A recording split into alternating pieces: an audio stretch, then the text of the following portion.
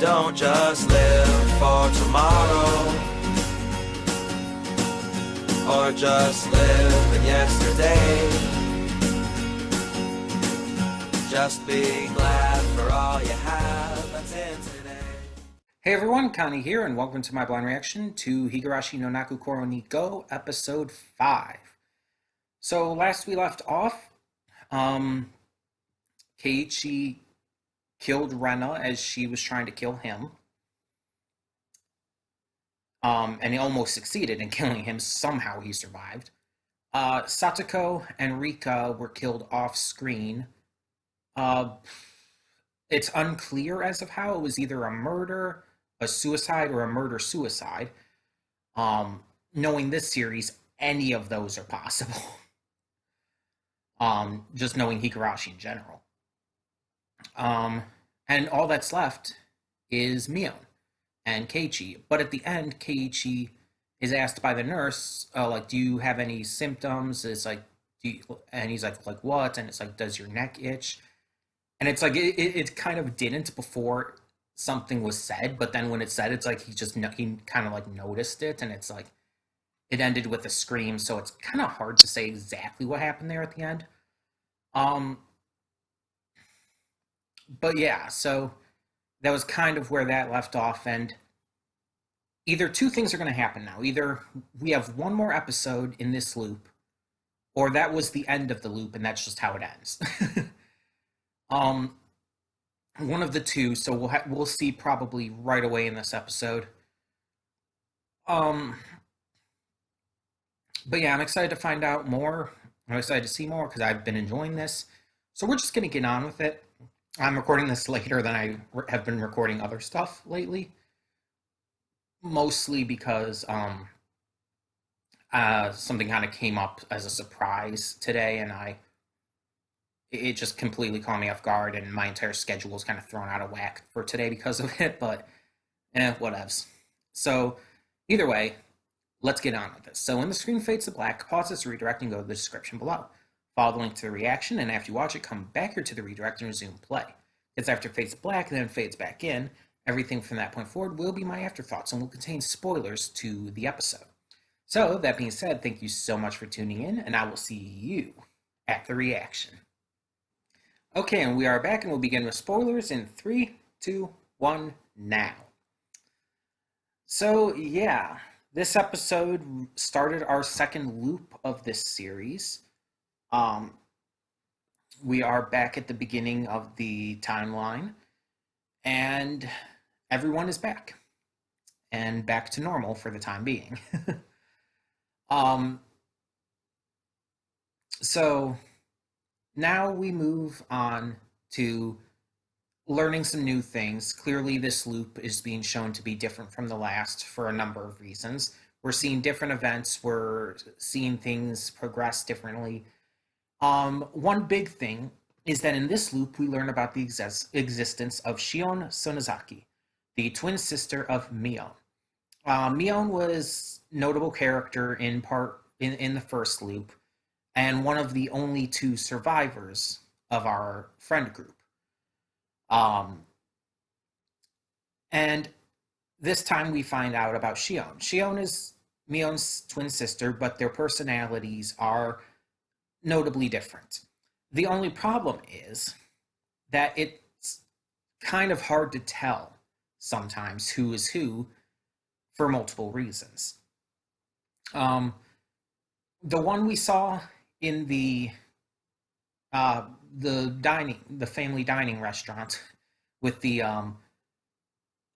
maid cafe kind of aesthetic thing going on.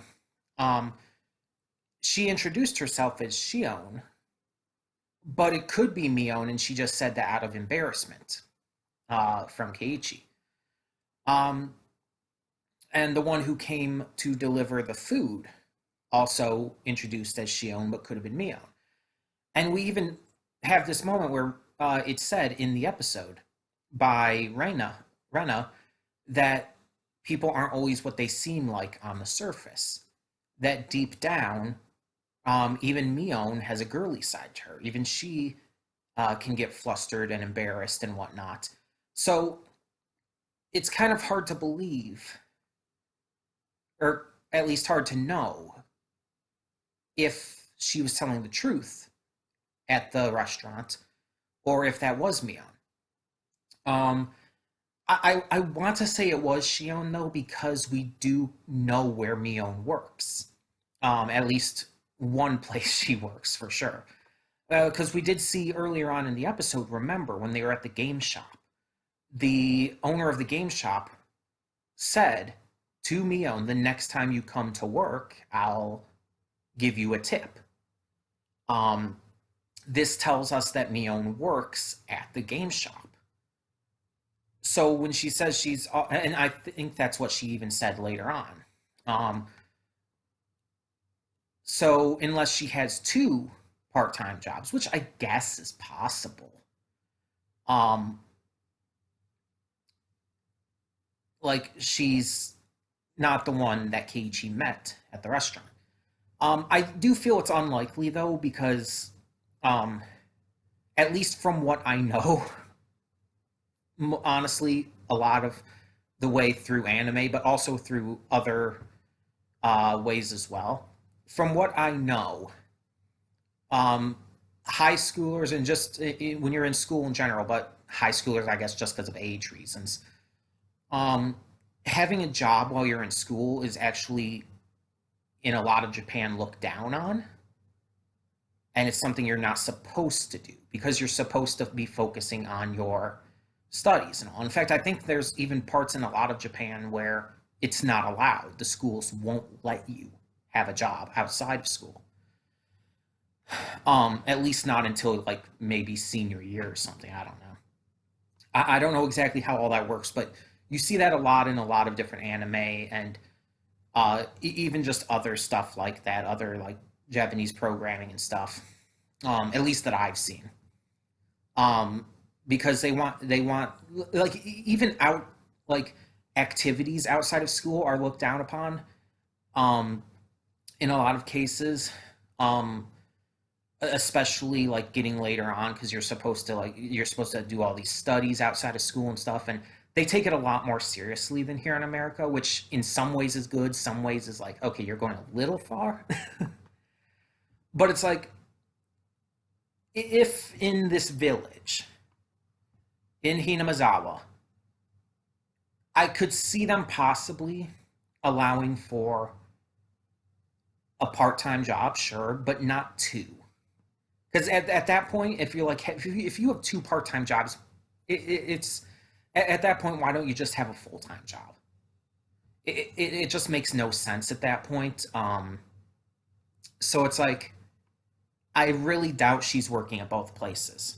So I do think it is Shion who is at the restaurant. Um, as to who came and delivered the food at Keiichi's house, that's another story. That we don't actually know. That could have been Mion. And the one who showed up at the end also could have been either one of them. Keiichi called her by Mion probably because of the personality she showed, but honestly, with this series, that doesn't mean shit. That could have been Shion at the end very easily. So yeah, other than that, this episode didn't do too much. Like it showed us two very minor characters who just happen to have a crush on Satoko and Rika. It gave us a little bit of insight into Satoko, talking about how until just recently she used to be very needy and friendly and everything, but all that changed recently, I guess. And it just it kind of reminded us of stuff going on. The entire Watanagashi, is it Watanagashi? Is it Watanagashi? I don't remember exactly. The festival that's coming up again. We're getting all this like reminder of stuff and how things work, but we're seeing like different scenes, different specific circumstances.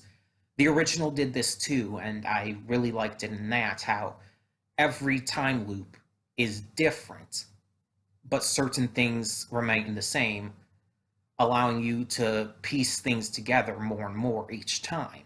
You get a full picture for the story as you see each different loop connect.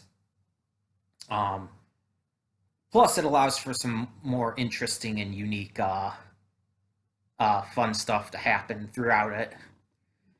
Um, Now,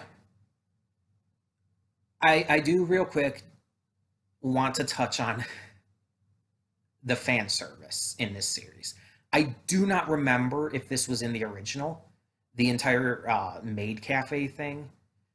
Um, I've never been to a maid cafe kind of thing, like at a convention or anything. My local convention, Youmacon, which unfortunately couldn't happen this year because of the pandemic and everything. They have a maid cafe there. I'm friends with the person who runs it because she also runs my department, but I've never actually been to it. So I don't really know what it's like. I assumed it's always just been like, oh, these people dress up as maids or butlers or whatever for the male workers and everything, and they just serve you like little like tea cakes and stuff like that.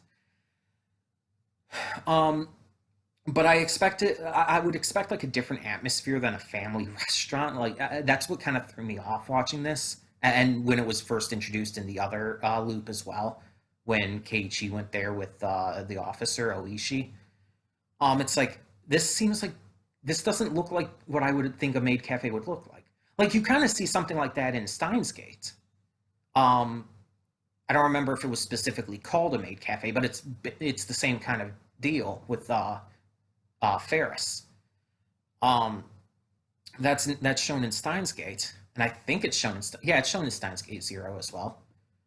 Um, but it's like it's a much different atmosphere here. It looks like a family dining restaurant. Like I've gone to those kind of restaurants plenty. Family dining restaurants, like an example of one near here, near where I live here in Michigan in the United States, would be National Coney Island or Leo's Coney Island or any Coney Island really, but stuff like that. And so it's like seeing like that kind of restaurant, a family dining restaurant, combined with like a maid cafe kind of thing, is weird. Like I think the only thing here in America that could possibly be similar, though I've never been there, so I actually do not know what it's like inside, would be Hooters. I've never been to a Hooters, so I don't know actually what it's like there. But that's the only thing I can kind of think it would be like. I don't know.